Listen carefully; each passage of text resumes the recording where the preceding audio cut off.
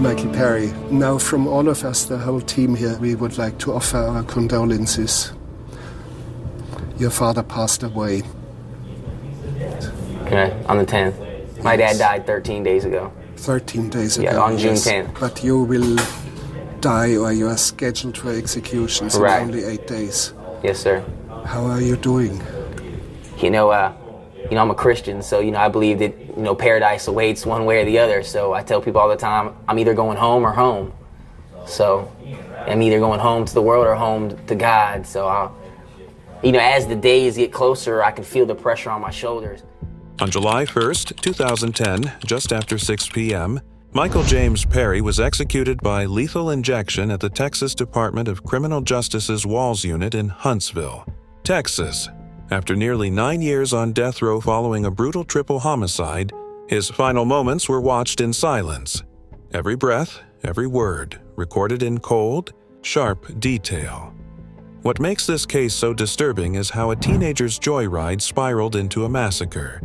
3 lives taken in one night, and a 28-year-old man lying on a gurney, minutes away from death. In this video, we'll take you through what happened on the night of October 24th, 2001. The chase, the arrest, the trial, and finally the moment he broke down in tears, crying out for his mother before the injection began. Michael Perry's story forces us to ask unsettling questions. Is it justice when one life ends in exchange for 3? Does a final cry for forgiveness erase years of pain?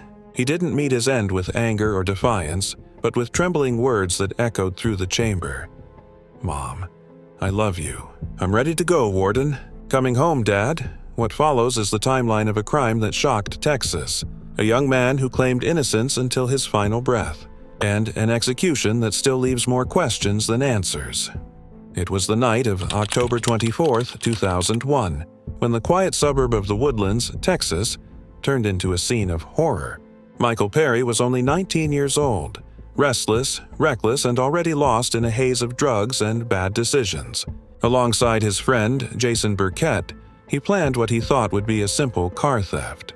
But that night would spiral into a triple murder that left an entire community shaken. Their target was Sandra Stotler, a 50-year-old nurse and single mother who lived in a peaceful neighborhood. She owned a bright red Camaro, the car Perry wanted. He had met her son, Adam, a few days earlier and knew where she lived. Late that evening, Perry and Burkett drove to her home, pretending to visit Adam. When Sandra opened the door, Perry shot her once in the chest and again in the face. The sound echoed through the quiet street. They dragged her body into the garage, wrapped it in a sheet, and dumped it into a nearby lake. But their night didn't end there. Realizing they still needed the car's keys, the two lured Adam Stotler and his friend Jeremy Richardson to a secluded area, pretending to hang out. When the boys arrived, Perry pulled out his gun again. Both teenagers were shot and left for dead near a wooded trail. Hours later, Michael Perry was seen driving Sandra's Camaro, speeding through town, laughing as if nothing had happened. To him, it was still a game, a joyride. But that joyride would soon turn into the evidence that sealed his fate. By the next morning, October 25th, 2001, police in Montgomery County had already linked the stolen red Camaro to a missing persons report filed by Sandra Stotler's co-workers. Her friends had grown worried when she failed to show up for her nursing shift. Deputies were dispatched to her home, where they found traces of blood near the doorway and a faint trail leading toward the garage. But Sandra herself was gone. Within hours, reports started coming in of 2 young men recklessly driving a car that matched the description of Stotler's Camaro. Witnesses said they seemed high, laughing, and flashing money at a gas station. It didn't take long for investigators to connect the dots. Perry and Burkett were already known to police for minor thefts and drug charges. A statewide alert was issued for the stolen vehicle. 2 days later, in the early hours of October 26th, officers spotted the Camaro outside a Walmart parking lot in Spring, Texas. When police approached, Perry jumped into the driver's seat and sped off, leading officers on a high-speed chase that ended in a crash just a few miles away. He was pulled from the car and taken into custody, laughing, still thinking he could talk his way out. At the station, the tone changed. Detectives questioned him for hours. pressing for details about Sandra and the 2 missing boys. At first, Perry denied everything, but as evidence mounted, blood in the car, bullet casings, and witness statements, he broke. His words were cold and detached. "Yeah, I shot her. I just wanted the car." That confession sealed his fate. For the investigators, the case was solved. For Michael Perry, the countdown to death had already begun. Michael Perry's trial began in 2003 in Conroe, Texas, and from the very first day the courtroom felt heavy. The victims' families filled the benches, holding photos of Sandra Stotler and the 2 boys whose lives had been taken that night. Perry entered the room in shackles, smiling nervously, but that smile faded as the prosecution began to speak. The case against him was overwhelming. His fingerprints were found on the stolen Camaro, his confession recorded on tape, and witnesses had seen him driving the car and flashing stolen money. Prosecutors described the murders as pointless, cold, and heartless, arguing that Perry had killed simply for pleasure, for the thrill of stealing. They showed jurors photos of the victims and replayed his words from interrogation, reminding the court that Sandra Stotler had opened her door to someone she thought was a friend of her son. The defense tried to argue that Jason Burkett, not Perry, had fired the fatal shots. They claimed Perry was a scared teenager caught in something he didn't fully understand, influenced by an older friend. But the jury didn't see confusion.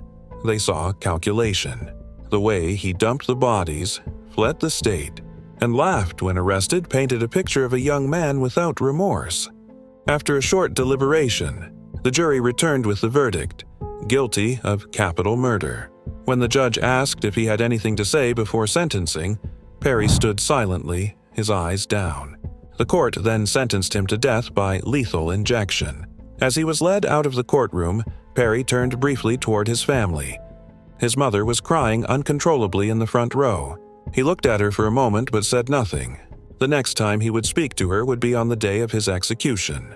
By the summer of 2010, after years of appeals, Michael James Perry's execution date was set. He was now 28 years old, far from the reckless teenager who had once laughed through police sirens. On death row in Huntsville, he spent his final days writing letters to his family and claiming that he had been wrongly convicted, insisting that his friend Jason Burkett had been the real shooter. Those closest to him described him as quiet in his final weeks, often reading the Bible and talking about forgiveness. He spoke to his mother several times by phone, and in their last conversation he broke down crying, saying he didn't want her to see him die. She told him she loved him, no matter what. On July 1st, 2010, the day arrived. The sun had just begun to set when officers escorted Perry from his cell to the execution chamber at the Walls unit. Witnesses said he looked calm but terrified, his lips trembling, his eyes red from crying. As he was strapped to the gurney, he glanced toward the observation window where his mother stood, tears streaming down her face. When asked for his final statement, Michael's voice shook. "Mom, I love you," he said softly, fighting to breathe between sobs. "I'm ready to go, Warden." "Coming home, Dad." His words lingered in the air, quiet but heavy. Moments later, the warden gave the signal. The first chemical entered his veins. Within minutes, his breathing slowed. He turned his head slightly toward the glass, whispering one last time, "I love you, Mom." At 6:17 p.m., Michael James Perry was pronounced dead. The execution of Michael James Perry brought a quiet end to a story that had haunted Texas for nearly a decade. For the families of the victims, it was the closing of a dark and painful chapter. For Perry's mother, it was the loss of a son she had already been grieving for years. When he cried out for her moments before death, it wasn't just the voice of a killer. It was the broken cry of a boy who realized too late what he had done. Outside the prison, reactions were divided. Some saw justice finally served, a man paying with his life for 3 innocent victims. Others questioned whether Perry's age, drug use, and troubled upbringing should have changed his fate. His case became part of a larger conversation about Texas's relentless pace of executions and the thin line between punishment and redemption. Those who witnessed his final moments said there was no anger in his voice, no fight left, only regret and a son's love for his mother. In the end, his tears became the last thing anyone remembered about him. Michael James Perry entered the world's memory not as a name on a court file, but as a reminder of how quickly youth can turn to ruin and how a single night can destroy countless lives. That's the story of Michael Perry, the teenager who chased a thrill, lost his humanity, and faced death crying for his mother. What do you think? Was this justice served, or a tragedy that proved no one really wins in the end? Let me know in the comments.